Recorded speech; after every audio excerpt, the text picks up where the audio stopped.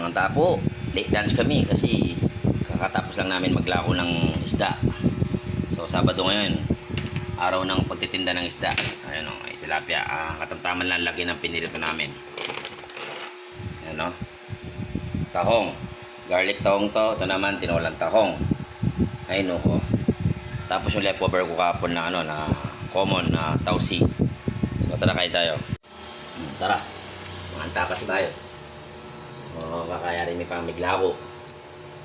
Kakayari may pa mong big shout tilapia. Shout out tilapia. Dito lang naman sa Sibera kami nag-ikot. Marami na kaming suki rito. Once a week inaabangan na kami. Mura ng isda eh.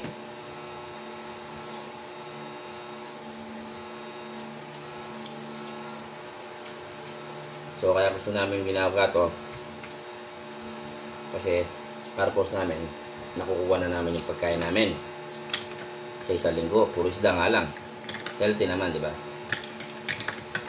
So napakamura. Siyempre, di mo naman pwedeng ibentang mas mura. Paano kami tutubo, di ba? So, yan. Ito, tahong. Ang malasano nito sa palengke, 120. Di ba? Pero doon, secret.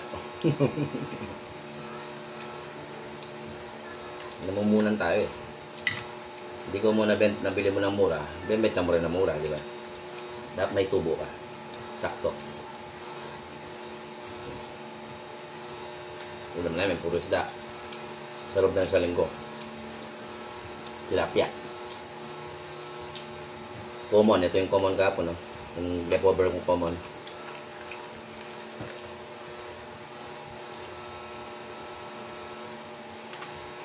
Sarap. Ito, plus yung mga taong. Hapok lang sila, sarap nila.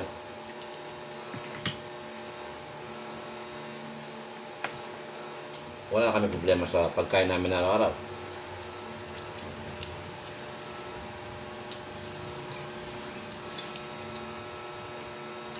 Mag-stock ka na lang ng bigas.